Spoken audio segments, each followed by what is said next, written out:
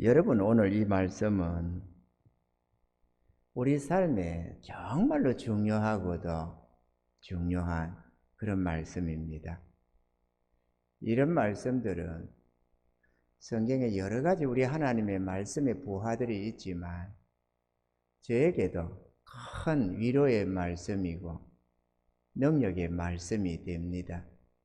우리가 하나님의 말씀을 깨닫고 그 말씀을 부여잡고 살면 언제나 백전백승할 수가 있는 것입니다.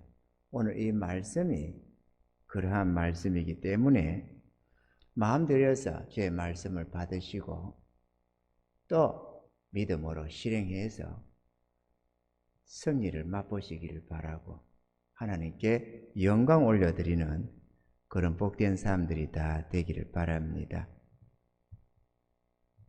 오늘 본문 속에서 보면 베드로가 무리를 걸었던 장면이 나옵니다. 그래서 이 무리를 믿음으로 한번 걸어보겠다고 이게 한강에서 도전했던 사람도 있다고 하고 또 여러 나라에서 자기도 한번 믿음으로 예수 믿음으로 무리를 한번 걸어보겠다고 했던 사람들이 있다고 합니다. 뭐 말할 것도 없이 하나같이 다 물에 다 빠진 줄로 믿습니다. 왜냐? 우리가 중력을 거스리고 무리를 막 걸을 수는 있는 건 아니거든요. 물론 하나님이 하시고자 하면 할 수 있습니다. 아멘이죠? 저 인도네시아 부흥 때에 그렇게 멜텔이라고 하는 그 선교 사역을 했던 자와 함께 하던 무리들이 비가 와서 홍수로 어마어마하게 쏠려 내려가는 그 강을 믿음으로 하나님이 가라고 건너라고 하시니까 무리를 걸어서 지나갔다는 그러한 기록들이 다 남아 있기는 합니다. 또 그들은 우리나라에도 왔었습니다. 그래가지고 김희진 간사가 호텔에 몇 명을 최상으로 극진히 대접해서 보냈다고 하는 그들이기도 합니다. 우리가 이런 은혜를 우리가 또 입어야 되겠는데요. 근데 이 놀라운 사건들이 실질적으로 우리의 삶 속에서 계속해서 일어나고 있다는 것입니다. 말씀의 의미를 먼저 우리가 이해를 해야 되겠고 또 그 다음에 하나님이 약속하시는 약속을 우리가 깨달아 알아야만 되겠습니다. 사람의 일생을 살아가다 보면 여러 가지 문제들을 경험을 하게 됩니다. 이 본문 중에 제자들도 바다 가운데서 풍랑을 만나 어려움을 당했습니다. 그때 그들은 그 문제, 그 풍랑을 어떻게 해결했는지 우리가 살펴볼 필요가 있습니다. 왜냐하면 주님의 은혜는 언제나 동일하기 때문에 그렇습니다. 어제나 오늘이나 변함없는 진리의 말씀과 능력으로 자기 백성들을 돌아보기 때문에 그런 것입니다. 할렐루야.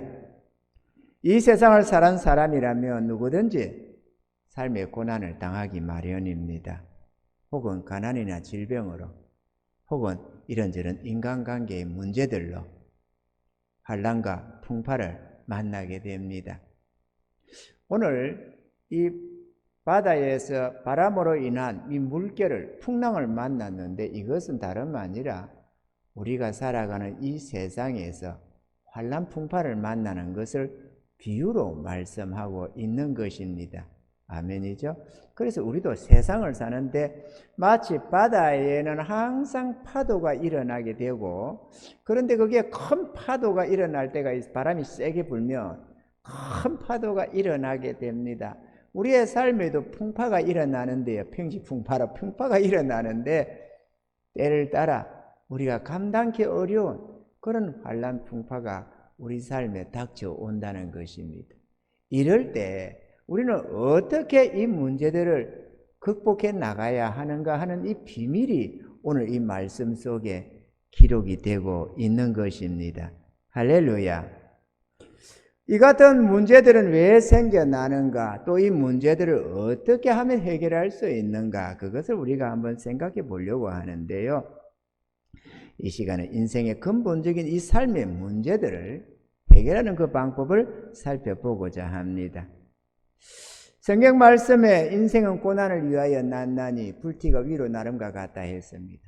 우리가 죄로 인해서 우리가 천국을 사는 것이 아니기 때문에 죄로 인한 삶의 고난이 많이 닥치게 됩니다. 아멘이죠? 이 삶의 고난이 닥쳤을 때 우리가 어떻게 하느냐, 이것을 이제 살펴보려고 하는데요. 첫째로 주님은 고난이 있을 때 밤 사경에는 반드시 찾아오신다라는 것입니다. 이 사경이라고 했는데 사경이 몇 시냐 하면 이 저녁 7시부터 2시간 간격으로 초경, 2경, 3경, 4경, 5경 이렇게 합니다. 그렇게 하다 보니까 사경은 밤 1시에서 3시에 해당이 됩니다. 깊은 밤의 한 정점 무렵에 주님이 찾아오셨다, 이런 것입니다. 이건 뭘 의미하느냐? 우리의 어두운 인생길을 걸어가는 데 있어서 환란풍파를 만났는데 그 환란풍파의 가장 정점에서 주님이 찾아오셨다, 이걸 의미하고 있다라는 것입니다. 이해가 되시면 아멘. 밤의 정점에는 찾아오십니다. 주님은 절대로 자기 백성을 내버려 두지를 않습니다. 그 문제로 인해서 실족하는 것을 하나님은 절대로 허락지 않는다는 사실을 우리가 알아야 합니다. 그런데도 우리가 많은 성도들이 자기에게 닥치는 이런저런 문제들로 염려하며 근심 걱정을 많이 합니다. 그러나 여러분 걱정하지 마시기 바랍니다. 주님은 자기 백성들을 절대로 내버려 두지 아니하며 밤의 한 경점에는 이 사경 무렵에는 반드시 주님이 도움으로 찾아오신다는 사실을 믿으시길 바랍니다. 이거는 일회성이 아니고 언제나 진리로 우리에게 역사된다는 사실을 말씀하고 있는 것입니다. 그래서 우리는 성경을 부지런히 읽어야 하고 또 그 진리를 깨달으려고 노력해야 됩니다. 이 말씀은 뭐 말할 것도 없습니다. 내가 뭐 깨달으려고 해서 깨달은 게 아니라 주님이 계시로 하나하나 다 설명해 주신 것들입니다. 틀림이 없는, 또 여러분이 들어보시면 이거 맞다, 이거를 여러분이 다 알 수가 있는 말씀이기도 합니다.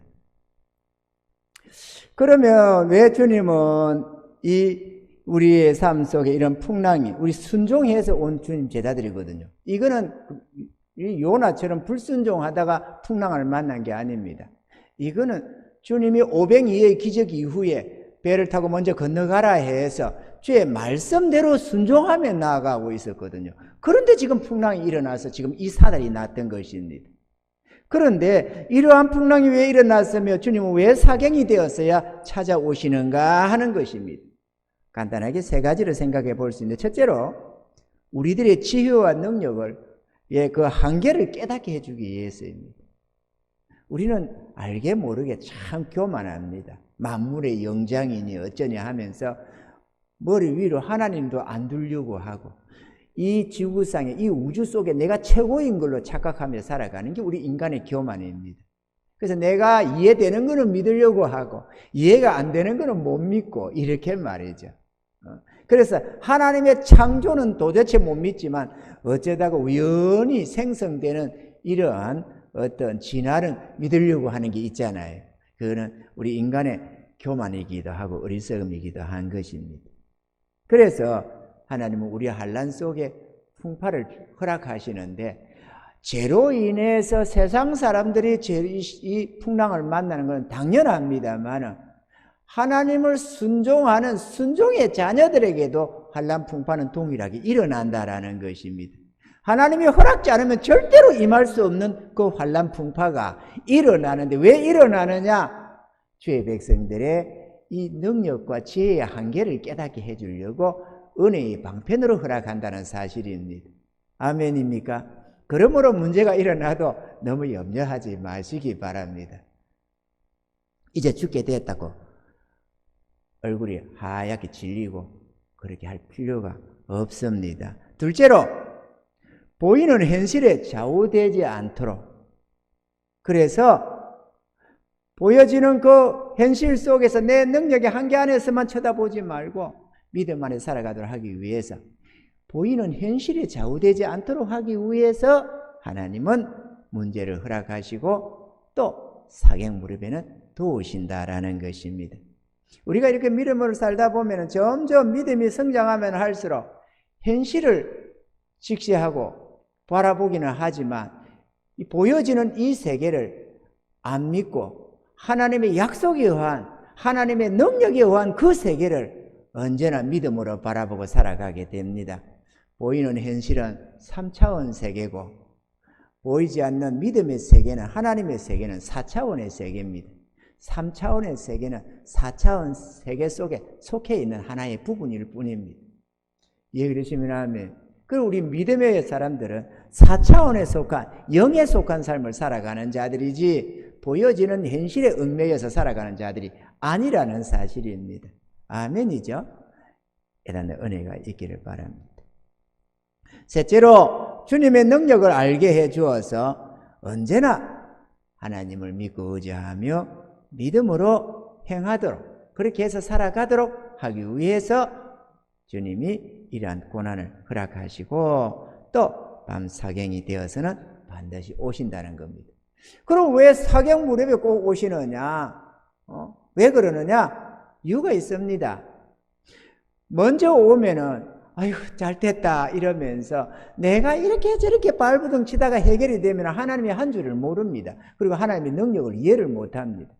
그런데 밤 사경이 됐다는 시점은 우리의 고난의 정점에 달한 데서 우리 인간의 생각과 모든 한계 안에서 볼 때 이거는 끝났다라는 바로 그 시점입니다. 이제는 길이 없다, 이제는 절망이다라고 하는 바로 그 시점이 바로 밤 사경의 무렵인 것입니다.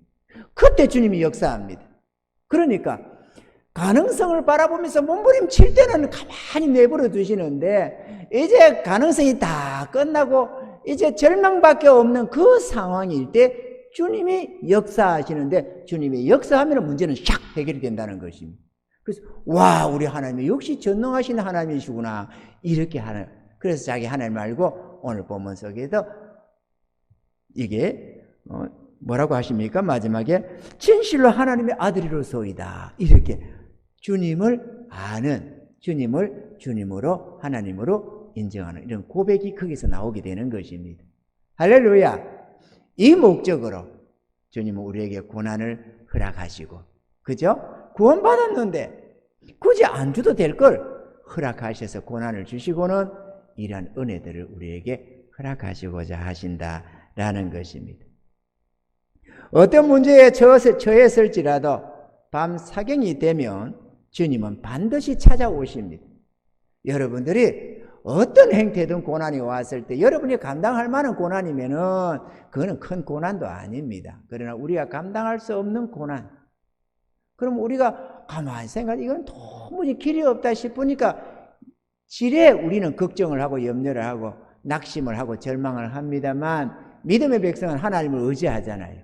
아무리 연약한 믿음이라도. 그런데 그럴 때에 너무 약심하지 말고 기다리시기 바랍니다. 주님이 도우심이 반드시 올 수밖에 없기 때문에 안 올 수가 없습니다. 만약에 안 온다면, 그래서 믿음이 실족한다면 그는 버리운 자지 구원받은 자가 아닙니다. 주의 백성이 아닙니다. 이해되시면 하면 세상 사람은 뭐 실망하고 낙심하다 멸망하는 경우도 얼마나 많이 있습니까? 자살도 하고 뭣도 하고. 주의 백성은 절대로 그럴 수가 없습니다. 그러니까 여러분 인내하시기 바랍니다. 그리고 주님이 찾아오시면 어떤 문제들도 다 해결이 되어진다는 것입니다. 할렐루야. 그러므로 하나님의 말씀을 믿고 의지하여 살아가는 성도들이 다 되셔서 믿음 승리하시는 은혜가 있기를 바랍니다. 아멘이죠. 둘째로 주님은 제자들에게 오실 때 바다 위로 걸어서 유령처럼 오신다는 것입니다. 주님의 임하심은 제자들이 볼 때 예측 가능한 지극히 상식적인 방법으로 도움의 손길을 베풀지 아니하십니다. 주님이 오셨다, 그 말은 우리에게 주님의 은혜가, 주님의 능력이 임하셨다, 우리의 고난에 도움의 손길이 임하셨다, 그 얘기거든요.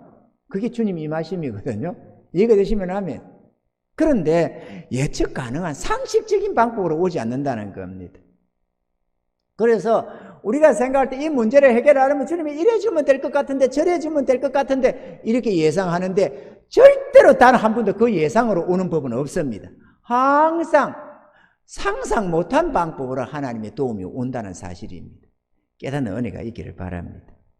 근데 풍랑이는 바다를 위를 걸어서 주님이 오셨습니다.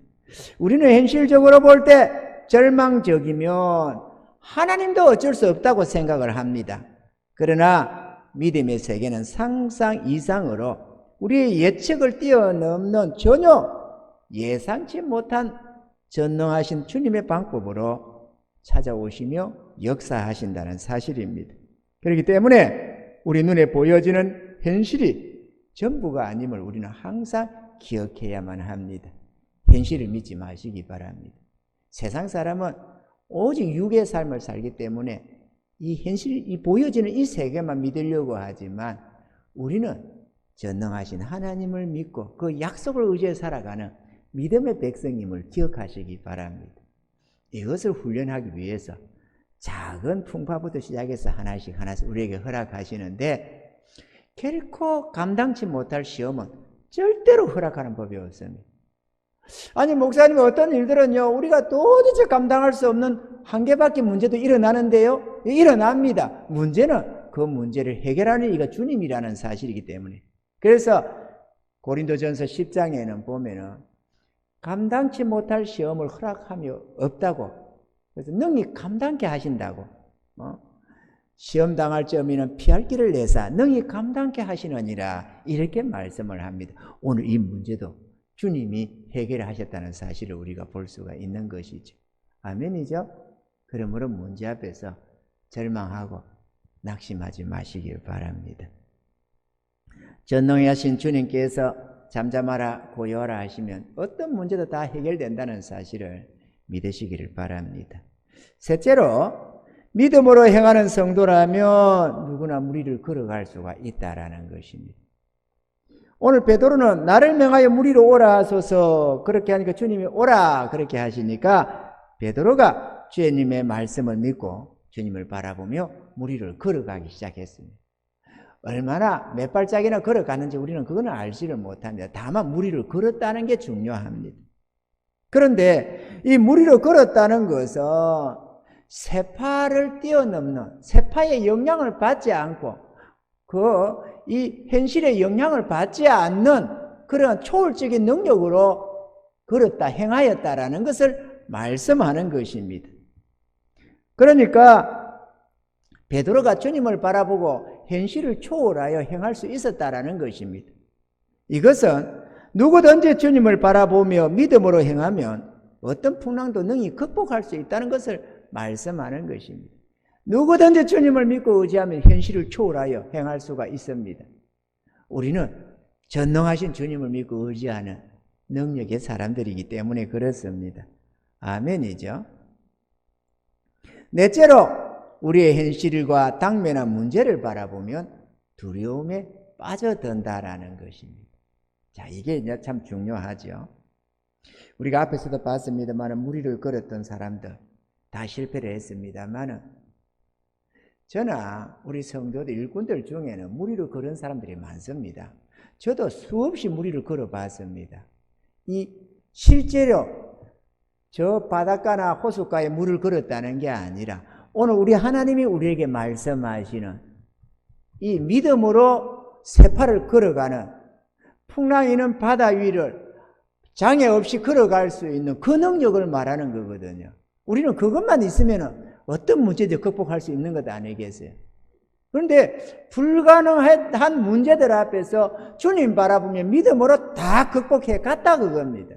물론 처절한 속에서 주여 도우소서 탄식하며 낙심할 때 주님이 도우셔서 해결을 보는 것은 대부분이지만 우리 능력으로 한 건 아니지만 문제는 새파랗게 질리지 않고 무리를 걸어갈 수 있다는 데 문제가 있는 것입니다. 베드로가 뭐 끝까지 간 건 아니겠죠? 그렇지만 어쨌든 무리를 걸었듯이 우리도 주님 바라보고 믿음으로 걸으면 현실을 극복할 수가 있습니다. 보여지는 현실에 매이지 않고 넉넉하게 믿음의 세계를 갈 수가 있습니다.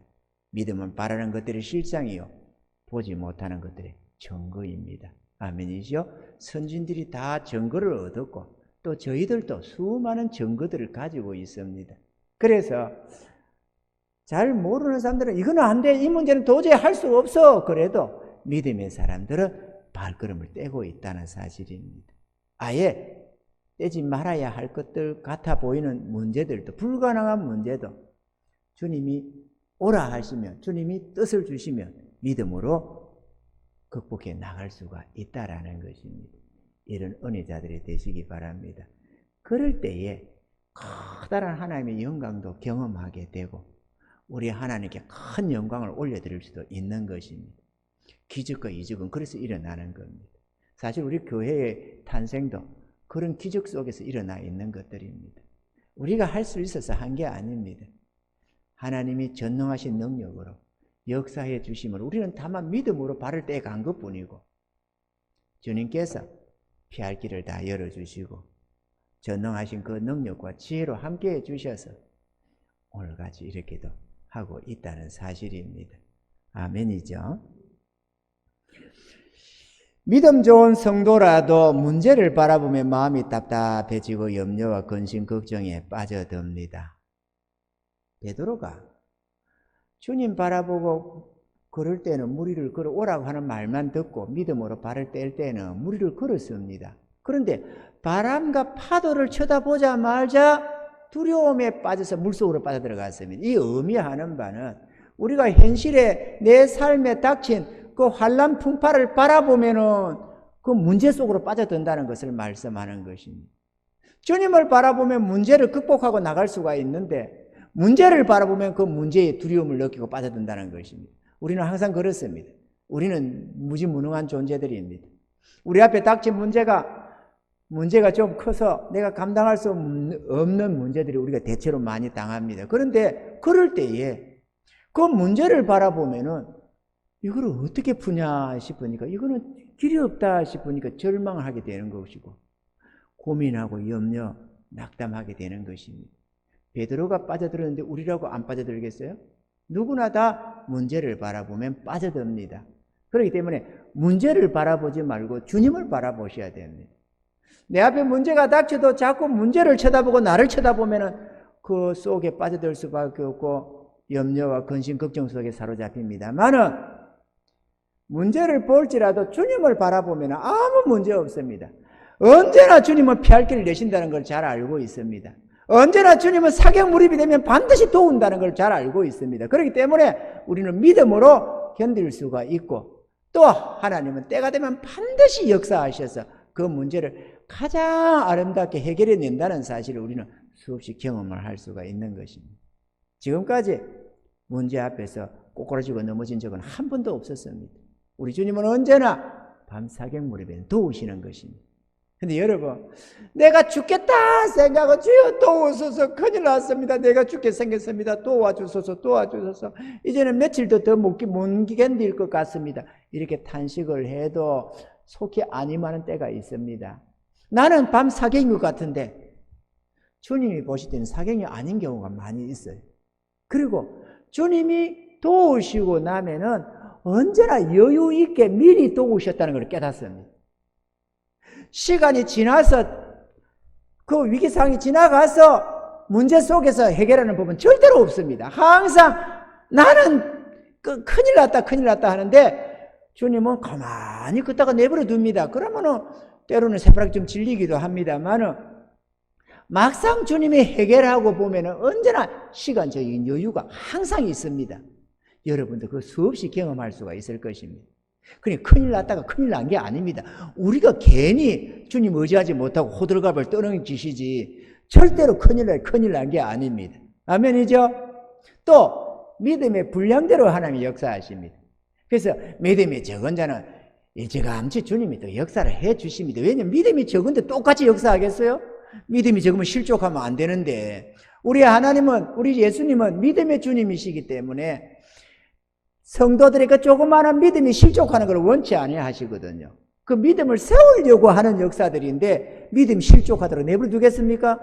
그러니까 믿음이 약한 자들이 문제 앞에서 기겁을 하고 꼬꾸라지려고 하면 주님이 이게 성도들이 믿음으로 주의 말씀을 붙들고 견뎌줘야 하는데, 그래야 믿음이 실현이 돼서 우리가 더욱더 아름답게 성화가 되어 가는데, 믿음이 적은 자는 지레 걱정을 먹고 디비지려고 하니까 주님이 또 도우시고 또 도우시고 믿음이 별로 자라지를 않아요. 그것을 그냥 계속 뒹굴고만 있는 겁니다. 믿음이 크게 성장을 못해요. 믿음이 장성해지려면 견뎌야 합니다. 약속을 붙들고 말이죠. 오늘 이런 말씀을 붙들고 여러분이 견뎌줘야 합니다. 주님이 나를 실현하도록. 문제 앞에서 절망하고 좌절하고 하지 말고 견뎌줘야 된다, 그죠? 반드시 우리 주님은 도우신다라고 믿고 견뎌줘야 되는 것입니다. 아멘이십니까? 그래야 우리 주님께서 우리의 믿음을 실현해 줄 수가 있습니다. 그래서 주님의 실현을 받기 위해서 너희는 인내하라고 주님이 말씀하고 있는 것입니다. 인내해야 됩니다. 아멘이죠? 인내로 견뎌야 됩니다. 그래야 주님이 우리에게 붙어있는 이런저런 어리석고 연약하고 그런 모든 것들을 다 제거하기 시작합니다. 그래서 어떤 것도 바라보지 않고 오직 자기 주님만 믿고 바라보며 살아가도록 그렇게 믿음의 백성으로 훈련시켜 나가는 것입니다. 그거는 한순간에 깨달음으로만 되는 게 아닙니다. 경험을 통해서 배워가야 합니다. 아멘이죠? 머리로 이해가 아니라 가슴으로 깨달아가는 것, 우리의 삶 속에서 실천해 가는 것, 그게 필요한 것입니다. 깨닫는 은혜가 있기를 바랍니다. 그러므로 성도들은 문제를 바라보지 말고 언제나 믿음으로 주님을 바라보는 은혜가 있기를 바랍니다. 문제를 바라보더라도 주님 안에서 바라봐야 합니다. 문제를 바라보고 나를 바라보면 절망합니다. 우리는 어차피 능력이 없습니다. 아멘이죠? 그러니까 문제를 보되 주님을 바라보시라. 그게 믿음의 삶이기 때문에 그렇습니다. 할렐루야! 고린도후서 5장 7절에는 이는 우리가 믿음으로 행하고 보는 것으로 하지 아니함이로라 이렇게 말씀을 했습니다. 풍랑을 보고 두려움에 빠진 베드로에게 주님은 너의 믿음이 적어서 주의 능력과 도우심을 의심했기 때문에 두려움에 빠진 것이라고 말씀을 하셨습니다. 오늘 그렇지 않습니까? 주님께서 31절에 보니까 예수께서 즉시 손을 내밀어 저를 붙잡으시며 가라사대 믿음이 적은 자여 왜 의심하였느냐. 의심 안 했으면 물속에 빠져들지 않았을 텐데 의심했기 때문에 빠져들었다고 말을 하는 것입니다. 우리도 마찬가지입니다. 물속에 빠져들 절망 상태가 되면 주님은 건져냅니다. 그런데 왜 절망하게 되느냐? 문제를 보고 주님을 의심했기 때문에 그렇다고 말을 하는 것입니다. 이해가 되시면 하면 주님 의지하지 마시고 의심하지 마시기 바랍니다. 전능의 주님은 불꽃 같은 눈뜬 자를 지켜보고 계시고 우리의 상황과 행편을 다 알고 계십니다. 우리의 탄식을 다 알고 계시며 우리의 믿음도 다 보고 계십니다. 믿음으로 행하시기 바랍니다. 아멘이죠? 이 사도 베드로도 그때 두려웠던가 봅니다. 문제를 쳐다보니까. 그래서 그 두려움 속에 홀랑 빠져들고 주여 나를 도우소서 그 속에 절망하니까 주님께서 적시로 손을 내밀어 건졌다고. 우리 주님도 그렇게 적시로 손을 내밉니다. 우리가 한계밖에 부닥치면은 믿음이 실족지 않도록 적시로 손을 내밀고 피할 길을 내신다는 사실을 믿으시길 바랍니다. 이런 말씀들이 믿음의 백성들에게는 보화가 됩니다. 그래서 장성한 믿음에 이르러갈 수가 있는 것입니다.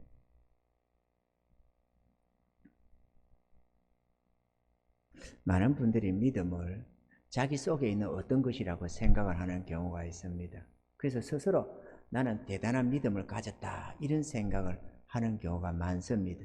그런데 가만히 보면은 진짜 믿음은 약속의 말씀을 붙드는 거거든요. 자기 하나님의 말씀을 신뢰하는 것이고 자기 하나님의 능력을 신뢰하는 거거든요. 그리고 하나님의 능력을 신뢰하고 하나님의 약속을 붙들고 믿음으로 살아가는 이게 믿음인데 그런 하나님의 약속은 전혀 붙들지 않고 그냥 자기 신앙, 자기 좋을 대로 신앙생활을 하면서 자기는 태산 같은 믿음을 가졌다고 생각하는 애들이 참으로 많이 있다는 것을 우리가 볼 수가 있는데 저와 여러분들은 그런 자기 생각의 대단한 믿음이 아니고 자기 좋을 대로의 믿음이 아니라 하나님을 믿고 약속을 믿는 진정한 참 믿음을 소유하시는 은혜들이 있기를 바랍니다. 당면의 문제를 바라보지 말고 주님의 능력과 도우심을 믿고 의지하시는 그런 은혜가 있기를 바랍니다. 우리들이 현실 속의 문제를 바라보다가 고통에 빠져들면 우리의 믿음이 적어서 주님의 능력을 믿지 못하고 의심했었기 때문이라고 오히려 우리의 믿음 없음을 책망한다는 사실을 우리가 알아야만 하겠습니다. 저도 책망 안 들으려고 그런 책망 안 들으려고 끝까지 견디기도 하고 탄식을 하기도 하고 합니다. 그러나 반드시 하나님이 도우신다는 걸 철저하게 믿고 있습니다. 여러분들도 그런 은혜로 그런 믿음으로 모든 문제를 극복해 나가는 은혜가 있기를 바라고 또 그렇게 했을 때 나도 무리를 걸었다 이런 것을 여러분이 깨닫게 될 줄로 믿습니다. 할렐루야. 하나님의 말씀은 진리입니다. 진리라는 것은 언제나 그대로 되어진다는 사실이기 때문에 진리라고 하는 것입니다. 그렇기 때문에 하얗게 질릴 필요가 없겠지요. 왜냐?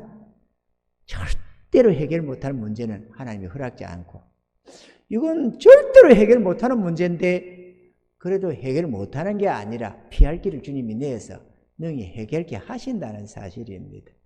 아멘이죠? 마지막 다섯 번째로 주님이 찾아오시면 풍랑은 언제나 멈추게 된다는 사실입니다. 오늘의 이 사건을 통해서 제자들은 주님의 능력과 문제 해결의 이치를 더욱 깨닫게 되었습니다. 그래서 배에 있는 사람들이 예수께 절하며 가로되 진실로 하나님의 아들이로소이다 이렇게 또 저 다른 풍랑에서는 저가 니기에 바람과 바다로도 순종하는고 이렇게 고백하는 장면들이 나오는 것을 볼 수가 있습니다. 주님을 믿고 따르는 제자들에게도 감당하기 어려운 문제들은 종종 일어나지만 그러나 이 같은 문제들은 하나님의 지혜와 능력이 어떠함을 깨닫게 하는 은혜의 방편으로 역사되어진다는 것입니다. 그리고 그 문제를 통해서 우리는 우리 하나님께 감사 영광을 돌리게 되는 것입니다. 시편 119편 71절로 72절에 고난당한 것이 내게 유익이라 이로 인하여 내가 주의 율례를 배우게 되었나이다.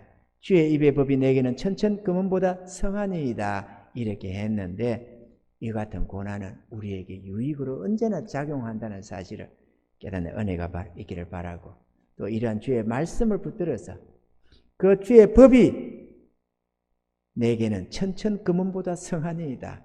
금보다 은보다 그 어떤 것보다도 귀한 보배가 될 수 있기를 주의 이름으로 축원합니다. 사도 바울은 주님을 아는 지식이 가장 고상하다고 하였습니다. 빌립보서 3장 7절로 8절에 그러나 무엇인지 내게 유익하던 것을 내가 그리스도를 위하여 다 해로 여길 뿐더러 또한 모든 것을 해로 여김은 내 주 그리스도 예수를 아는 지식이 가장 고상함을 인함이라. 내가 그를 위하여 모든 것을 잃어버리고 배설물로 여김은 그리스도를 얻고 그 안에서 발견되려 함이니 라고 했습니다. 하나님을 아는 지식이 정말로 중요합니다. 성경에서 배우는 하나님에 관하여 아는 지식도 중요하지만 실제로 주님을 만나고 주님과 교통하면서 주님을 실제로 경험해 가는 것은 정말로 중요합니다. 그것이 바로 산지식이기 때문에 그렇습니다. 할렐루야. 이런 은혜들이 있으시길 바랍니다. 육으로 살아가는 우리지만 성령으로 거듭난 영혼들이기 때문에 주님과 교통을 할 수가 있습니다. 그래서 우리가 주님을 붙들고 의지하면 할수록 주님은 더 강력하게 우리 삶 속에 개입해 주시고 역사해 주십니다. 그래서 하나님을 알도록 해 주십니다. 호세아 선지자는 이스라엘에게 이렇게 말했습니다. 우리가 여호와를 알자. 힘써 여호와를 알자. 그의 나오심은 새벽빛같이 일정하다라고 했습니다. 예, 진리는 항상 일정하기 때문에 그렇습니다. 조석 베니처럼 어제는 하나님이 이렇게 역사하시고 내일은 또 이렇게 역사하시고 그러면 우리가 어떻게 하나님을 배우겠습니까? 하나님의 뜻은 언제나 불변입니다. 그렇기 때문에 우리는 그때 사도들이 그렇게 해서 하나님의 도움을 입었다면 우리들도 그렇게 해서 도움을 입을 수가 있고 그때 선지자들이 그렇게 해서 하나님의 기쁨이 되었으면 우리도 그렇게 하면 하나님의 기쁨이 되는 줄로 믿습니다. 이게 진리라서 그렇습니다. 할렐루야. 사랑하는 성도 여러분, 저 하나님은 우리 모두에게 있어서 모든 많은 재물보다도 더 귀한 보배 중에 보배가 되는 줄로 믿으시기 바랍니다. 우리는 찬양 속에서 이렇게 말합니다. 세상을 보며 사람을 보며 세상을 볼 때 만족함이 없었네. 나의 하나님 한 분만으로 나는 만족하였네. 찬양은 열심히 잘합니다. 그러나 과연 하나님으로 만족하며 하나님을 부하로 삼고 사는 사람은 얼마나 될까? 저는 그런 물음이 자꾸 생깁니다. 우리 배국교회에 속한 저와 여러분들은 돈이 부하가 되지 말고 하나님이 부하가 되시기를 바랍니다. 아멘이죠? 하나님을 보배로 삼으시기 바랍니다. 하나님은 우리의 모든 것입니다. 우리의 생명이시고 우리의 지혜이시고 우리의 힘이며 능력이시고 우리의 도움이시고 우리의 소망이시고 우리의 기쁨이요 우리의 위로입니다. 하나님은 우리의 모든 것이 되십니다. 그 하나님을 붙들고 의지하며 살아가셔야만 인생이 평안하고 안정되며 염려와 근심 걱정 없이 형통의 삶을 살아갈 수가 있는 것입니다. 세상은 이런저런 재앙을 많이 만나기 때문에 이런 재앙 저런 염려를 가지고 삽니다마는 의인들에게는 앙하가 없다는 사실을 우리는 또한 믿으시기를 바랍니다. 그러므로 주를 믿고 의지하는 자에게는 재앙이 없습니다. 절대로 어떠한 문제도 재앙으로 연결되는 부분은 없습니다. 그러므로 믿음으로 우리가 주님을 의지하고 승리하기를 바랍니다. 믿음의 사람 다윗은 이렇게 고백하였습니다.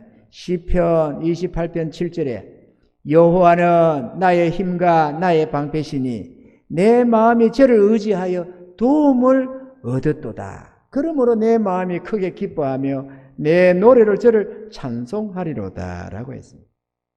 하나님은 우리의 힘이고 우리의 방패십니다. 우리의 도움이십니다. 우리가 그분을 의지하면 이 같은 도움을 언제나 입습니다. 그래서 다윗이 내 마음이 크게 기뻐하며 내 노래로 저를 찬송한다고 고백을 하고 있는데 저희들도 마찬가지로 그렇게 마음으로 내 하나님을 크게 기뻐하며 내 하나님을 언제나 찬양하며 살아갈 수가 있는 것입니다. 이런 은혜자들이 되기를 바랍니다. 인생살이 누구에게나 문제들은 일어나기 마련이지만 그러나 그 문제를 어떤 눈으로 바라보느냐에 따라서 쉽게 풀 수도 있고 고통에 빠져들기도 합니다. 믿음의 눈을 모두가 뜨시기를 바랍니다. 할렐루야. 그래야하면 우리 모두도 현실에 얽매이지 않게 되고 믿음으로 행하여 모든 문제를 극복하며 하나님께 감사, 찬양, 영광을 올려드릴 수가 있는 것입니다.